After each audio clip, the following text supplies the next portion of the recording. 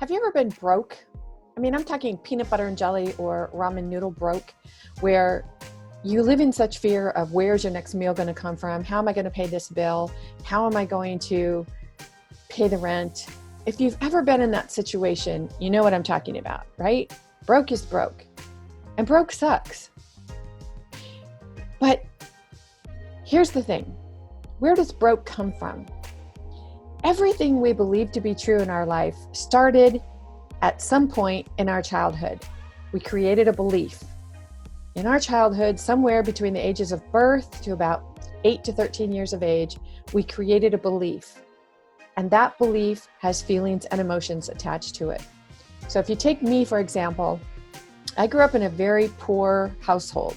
We depended on the church to feed us.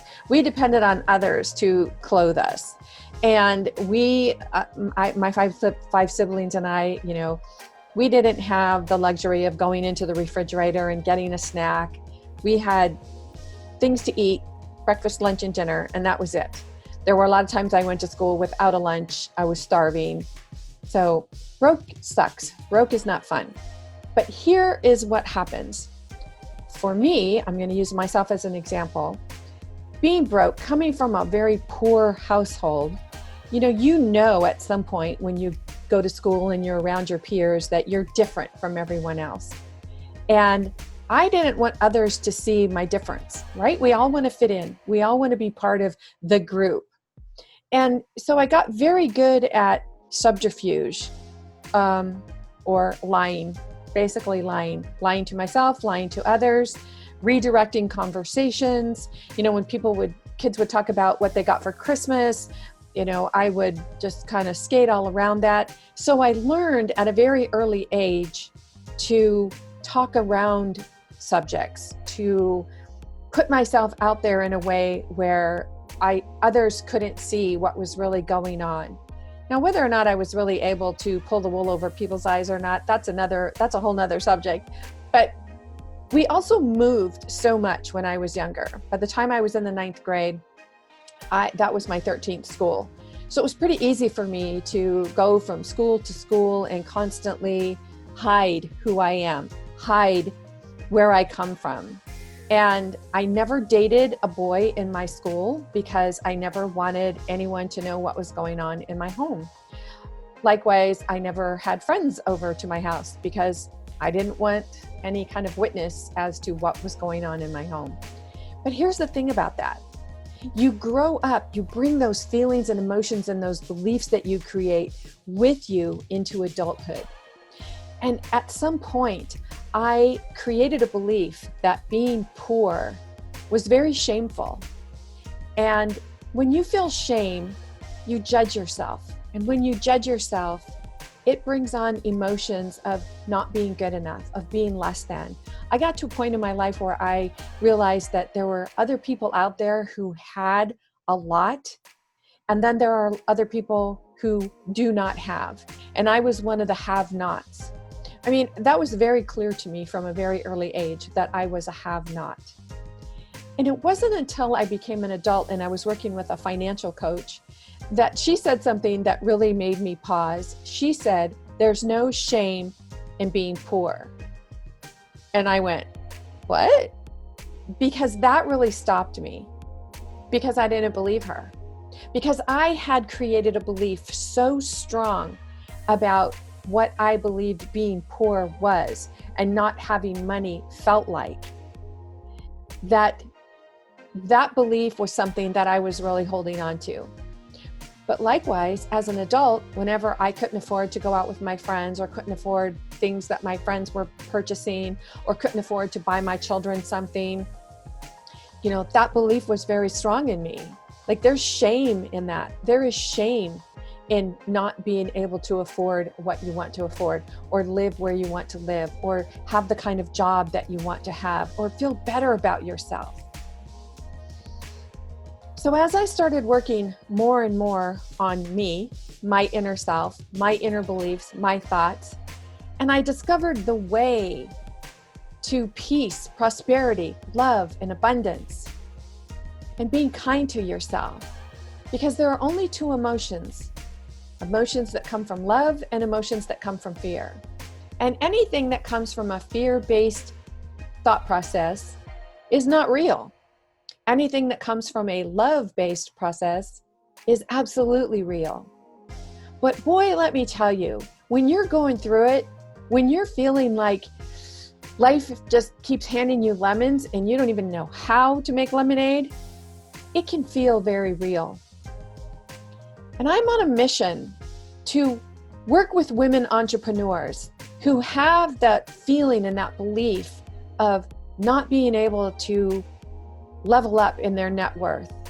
Because it's so important for us as women to step into our role of who we are.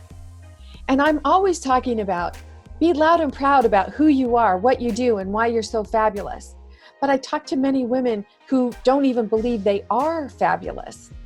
And when we can't get to that point of feeling fabulous or believing that we're fabulous, it's pretty difficult to put ourselves out there socially and create our net worth from our social presence because we're not feeling good about ourselves. We believe what others say when they judge us. We judge ourselves. We're harsh with ourselves. We criticize ourselves. We have beliefs that we've created in childhood that we've brought with us into adulthood, and we don't even understand that that's going around in our subconscious mind. Everything you feel is what's creating your habits, your how you show up every single day. Because how you think, what you think about creates your reality. So if you have constant thoughts of lack, or as I did, that I was one of the have-nots, you're going to keep creating and attracting to you experiences that are going to feed that belief. And until you learn to let go of those beliefs, to give yourself permission to examine those beliefs. All you need is one little thought about, is it true? Is this a belief that I can really maybe just take a look at? And then when you get to the point where like, okay, I feel good enough to look at it. Now I feel good enough to break it open.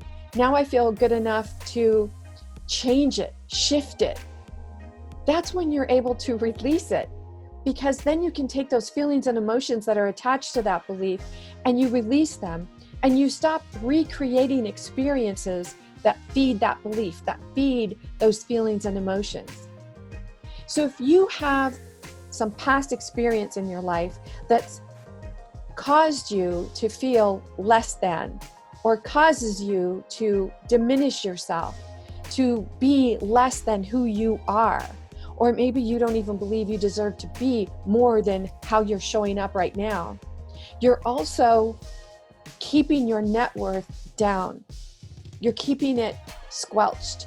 You're keeping yourself under this ceiling of expectation for what you can obtain. And I, for one, I want to invite you, think about what it is that you can do when you start pouring more abundance and more prosperity into your life. What could you do with that? How could you get out there and shine your light even brighter than you are right now? How could you get out of relationships that don't fulfill you because you're so afraid right now to step out of that relationship because you don't know how you'll make it on your own? You have the power within you to create from within. And until I fully understood this, I was always looking for other people to tell me if I was worthy, if I was valuable, if I deserved. And once that belief was shredded, then I started creating my own world, my own life, how I want to live my life. No woman should ever be dependent on another person for her livelihood, because you just don't know. Even if you're in a very, very happy relationship, you never can expect death, divorce, sickness, downsizing, a pandemic. We just do not know what the future holds. But when we are positive about who we are, when we truly have done the inner work, and we know that everything we are is based on who we think we are and the thoughts that we put out there every single day, everything shifts. everything in our world shifts. I would like to invite you to connect with me. Let me know your comments. PM me, DM me, send me an email. Check out my website at masteringyourbeliefs.com. Let me know how I can serve and support you so that you can monetize your social presence and show up as the fabulous, awesome, amazing woman that you are, and truly continue to increase your net worth, your self-worth, and feel abundant and prosperous in everything you do. In the meantime, this is Nancy Muller saying ciao for now.